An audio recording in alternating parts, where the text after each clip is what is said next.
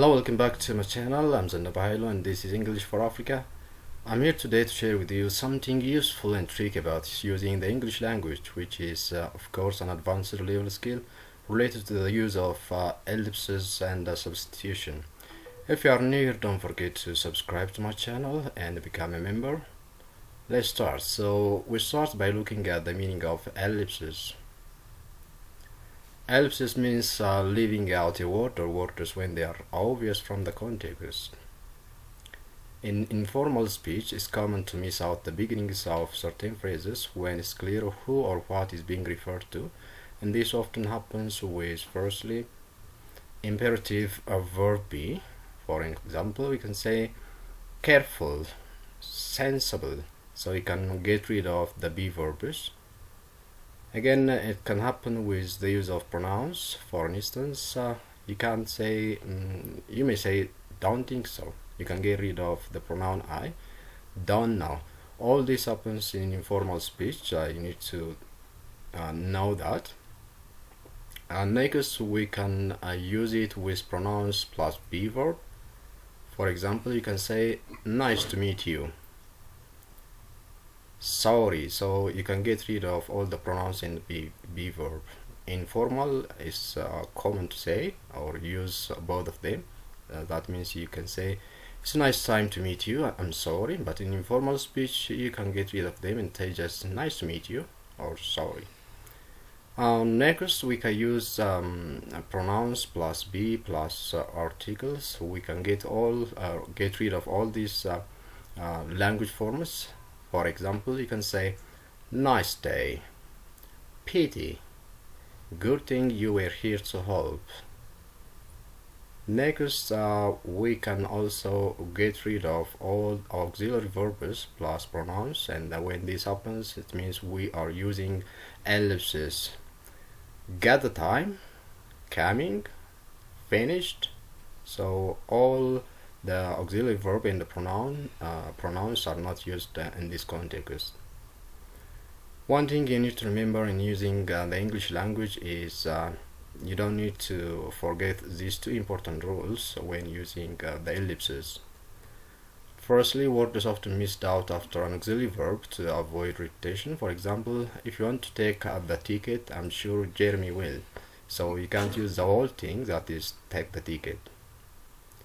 Next, if a verb is followed by an infinitive with to, we include the to but omit the verb. For example, don't take the ticket if you don't want to. So you can't use take it. You can't repeat this because it's awkward. The next points we are going to discuss in this lesson is about the use of substitution, a little bit different from ellipses. So let's start by looking the meaning of substitution. So substitution is when a single word is used to replace a word or a phrase, and often we do this purposely to avoid repetition. Let's see some examples.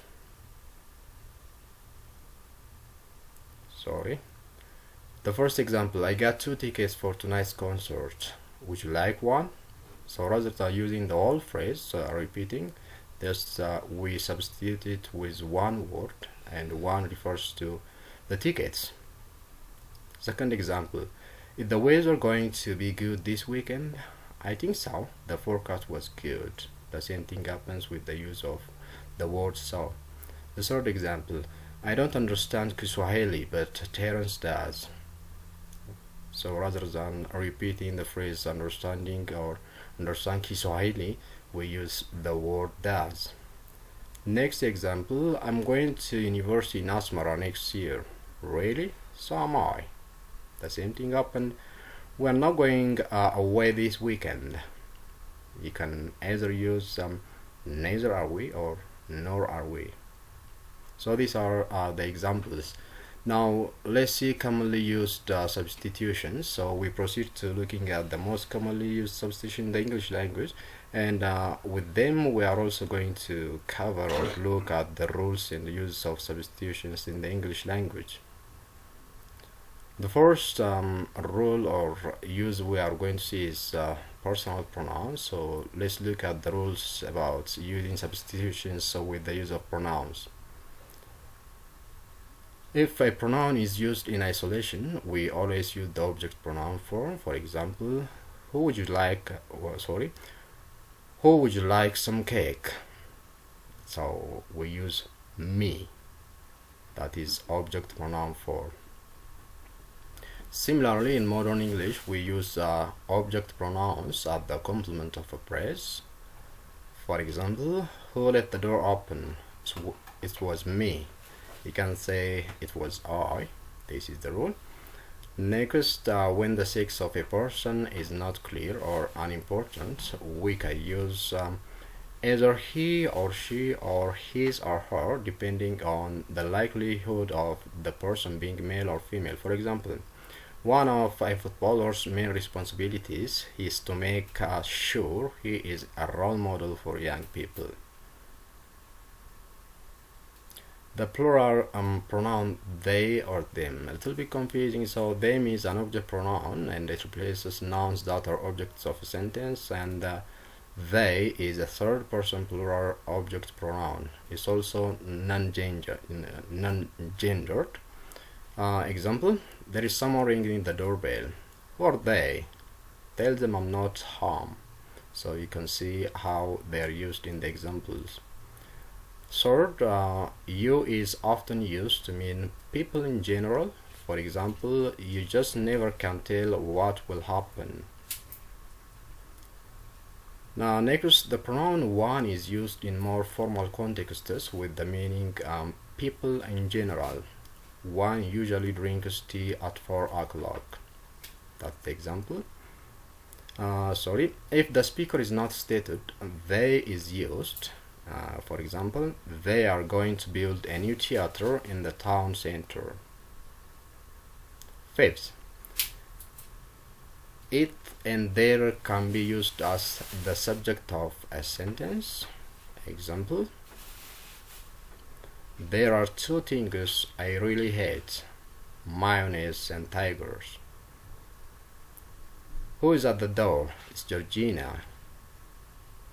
It can also be used to refer to the situation. For instance, I made it clear that I really like her. Now let's look at the rules about using substitutions with the use of reciprocal nouns. Firstly, we use reciprocal nouns like each other, one another, when an action involves two or more people or things doing the same thing to each other. For example, Rachel and Samantha really hate each other. And some verbs to take the preposition with or to. For instance, Rachel and Samantha haven't spoken to each other for months. One another is again a little more formal and old-fashioned. So let's say an example: government departments must try to work with one another. So it's a bit more formal and old-fashioned. Mostly we cannot use it. Next, we're gonna use look at the rules about using substitutions with the use of reflexive pronouns. The first point what I like to emphasize here is that reflexive pronouns emphasize that a person is doing the action to himself or herself, not another person or thing. For example, at a buffet meal you serve at a buffet meal you serve yourself. There are no waiters. Second point, we can also use reflexive pronouns to emphasize who the pronoun refers to. For example, did you make this cake yourself? It's delicious. Now let's look at the rules about using substitutions with the use of this or that and extra. When we refer to forward to when we refer forward to something we are going to say or something that is going to happen, we use this. Example, I had to tell you this, but I'm leaving you. When we refer back to something we said or something that has already happened, we use that. Sorry about that, it was an accident. Third, on the telephone in the British language or in British English, the speaker uses this to refer to himself or herself, and they refer to the other person as that. For example, hello, this is Sharon. Is that Chantal? So this will take us to the end of our today's video. I hope that you have enjoyed this video, and I would like to thank you for tuning. Please don't forget to subscribe and be a member of the channel. I'm going to see you soon. Bye bye.